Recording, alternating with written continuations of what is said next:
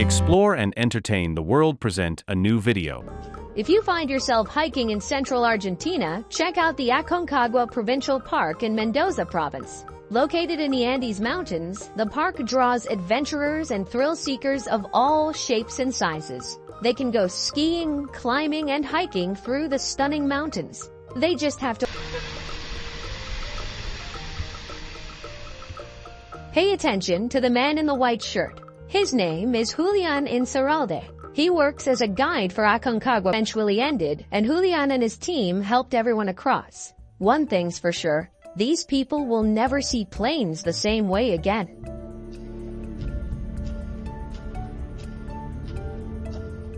June of 2021 was a bad time to be a bridge in China.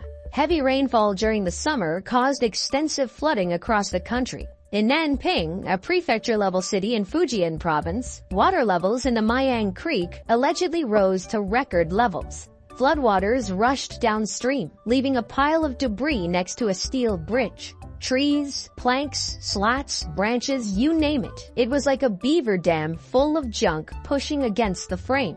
The pressure kept building, and the bridge finally snapped.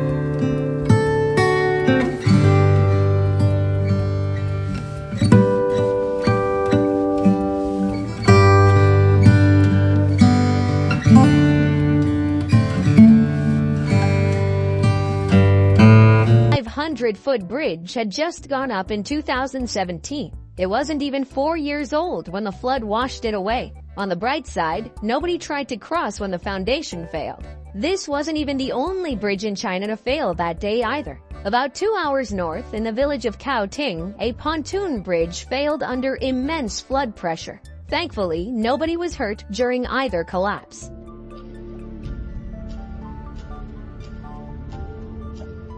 Mount Stromboli is one of 4 active volcanoes in Italy. It occupies its own island in the Tyrrhenian Sea off the north coast of Sicily. According to Greek mythology, it's home to the 3 Aeolos boys, sons of Helen, Poseidon, and Hippotes. To modern Italians, it's the lighthouse of the Mediterranean. The nickname is due to frequent nighttime eruptions that attract tourists from all around the world. On August 28th of 2019, a live webcam trained on Stromboli caught a magnificent daytime eruption. The camera's microphone was no match for Stromboli's big boom. Thankfully, the video never misses a beat.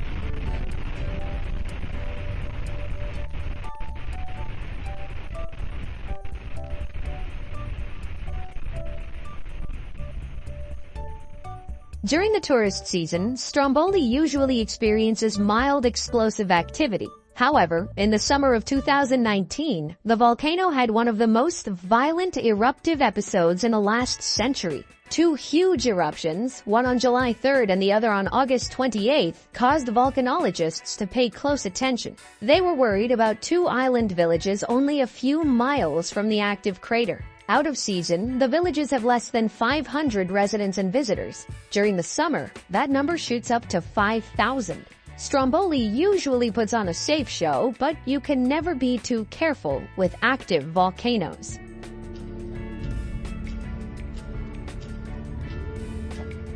Cajen is a decent-sized town in central Java, Indonesia. It's home to about 73,000 people, and it's known for its tropical rainforest-like climate. Like the rest of Southeast Asia, they're highly susceptible to heavy rainstorms and powerful winds off the Java Sea and Indian Ocean. On November 6 of 2022, a local security guard named Bang Royce stood at his post as one of those powerful storms rolled through. He worked for Bank Jateng. His job was to ensure the bank's safety against would-be robbers. There was nothing he could do about the mighty wind and relentless rain.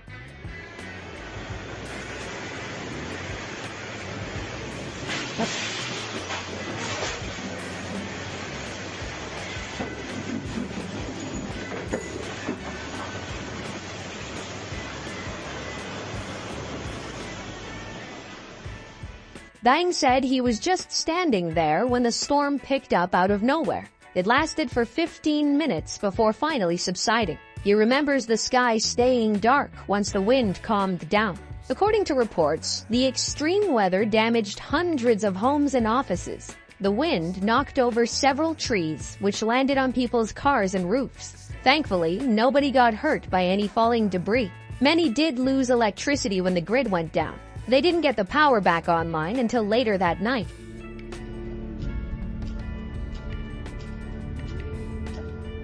Sailanhut is a small city in Inner Mongolia, China.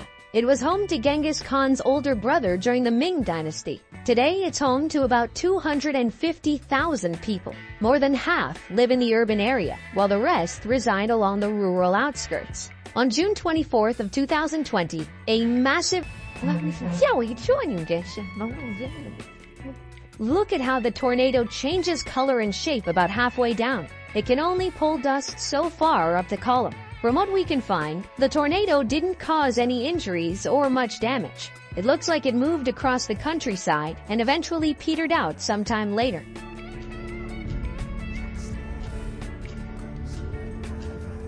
On August 23rd of 2017, Typhoon Haido slammed into mainland China.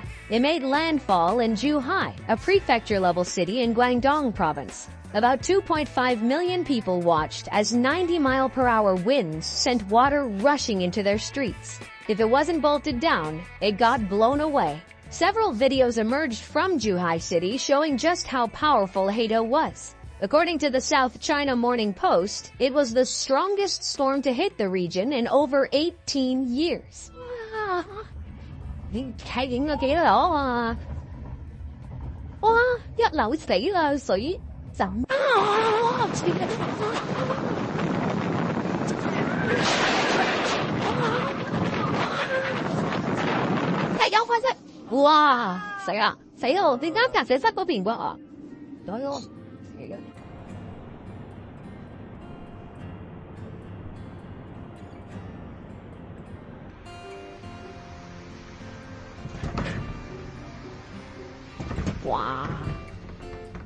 Zhuhai is a stone's throw away from Hong Kong.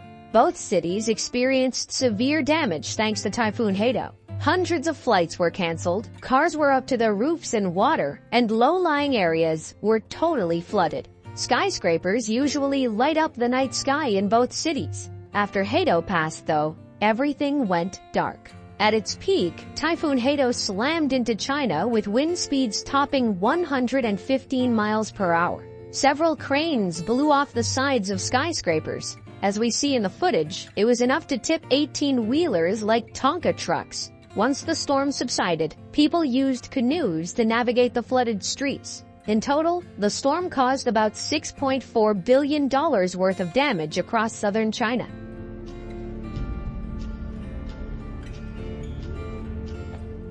At over 12,000 feet, Mount Semeru is the highest volcano on the Indonesian island of Java. The locals refer to the steep-side volcano as Mahameru, or the Great Mountain. Semeru is very active, experiencing hundreds of eruptions between the 19th and 20th centuries. As of today, Semeru has been erupting since April of 2014. That eruption peaked on December 4th of 2021.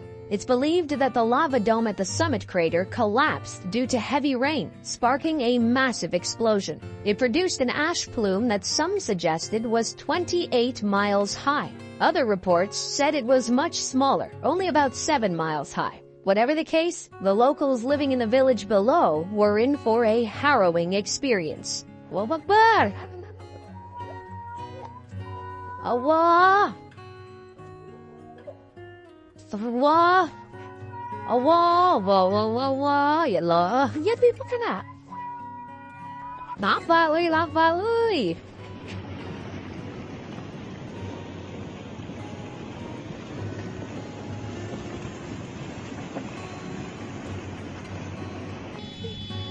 What?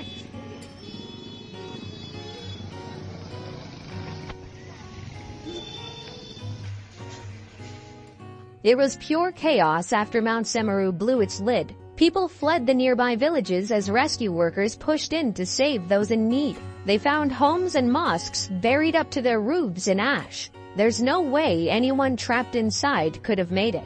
The December 4th eruption was the largest at Mount Semeru in recent history. As of December 9th, it had displaced over 6,500 people.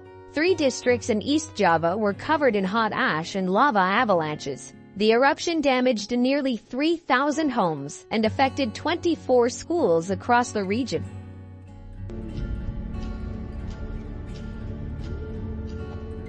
Lufeng is a coastal city in China, east of Hong Kong. It sits on the banks of the South China Sea, making them vulnerable to typhoons during the stormy season. On July 9th of 2015, the 10th named storm of the summer season slammed into coastal China. Even though Typhoon Linfa was only a tropical storm, a Category 1 typhoon at best, it still caused plenty of damage in Lufeng City. People struggled to stay on their feet, and loose objects got tossed around.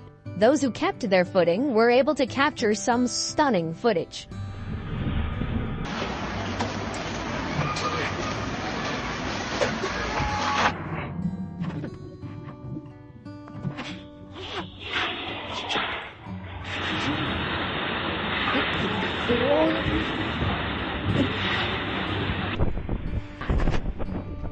At least some of the locals were in good spirits. We can't imagine what we'd do if we saw our shower draining bubble up like that. Fish swam through cracks in the sidewalk. One guy got a kick out of some plastic stools blowing away. Wind speeds topped 106 miles per hour when Linfa made lunges of rain across southern China. Nearly 400,000 people were without power and 56,000 others were displaced. Hundreds of homes collapsed and the damage toll reached about $213 million.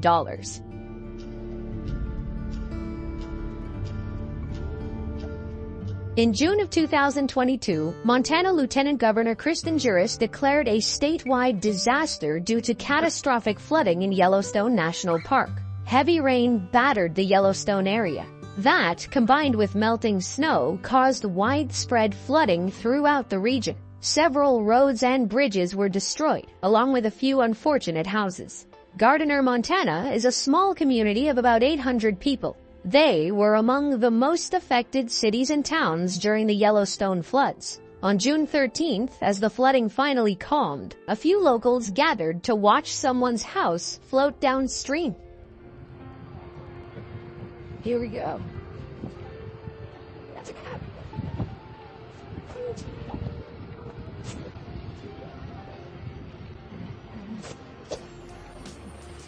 Gotta hit that top. It's gonna hit that bridge. Yes.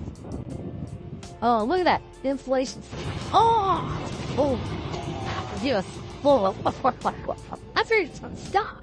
Ramon and Nicole Perez worked for the National Park Service. They'd been living in employee housing for the past 5 years. They and 4 other families couldn't believe their eyes when their home fell into the river and floated away. A crowd gathered near the bridge when someone spotted the Perez home. It had sunk down to the roof and almost made it under. To make matters worse, Highway 89 was completely flooded, preventing anybody from getting in or out of the town. Tourists were stuck, and locals couldn't get to the grocery store. Couples like Ramon and Nicole had to rely on friends for help.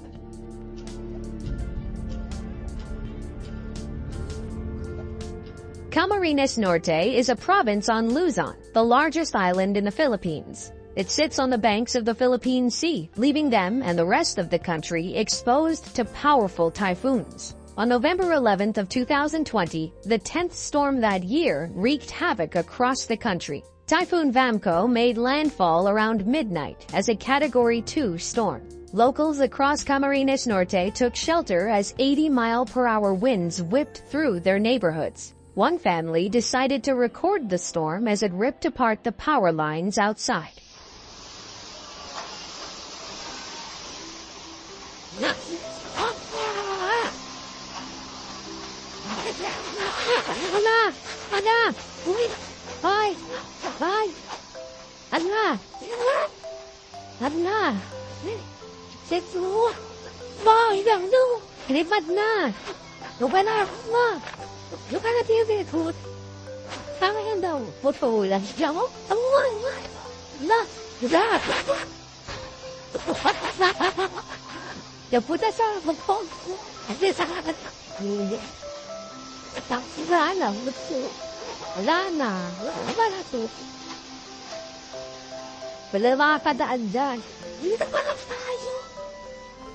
The families had been without power for a few days. They were only a week removed from Typhoon Goni, which destroyed thousands of homes across the Philippines. It was also responsible for tearing down the pole. Once the storm died down, repair teams drove out to fix the damage.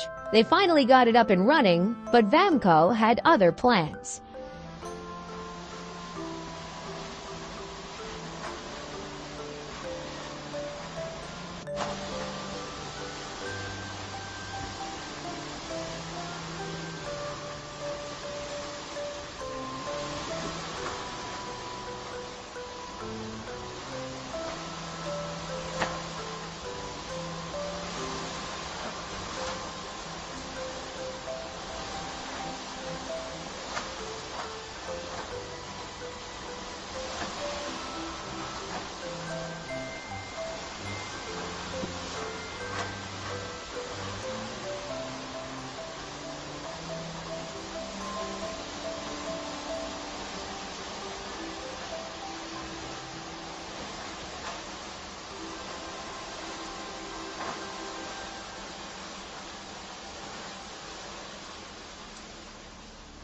By midday on November 12th, hundreds of thousands of families throughout the city were left without power or internet. Many were stuck in their homes and unable to get food or supplies. In the end, typhoons Vamco and Goni caused hundreds of millions of dollars in damage. They were among the costliest in Philippine history. Thanks for watching. Like, comments and share.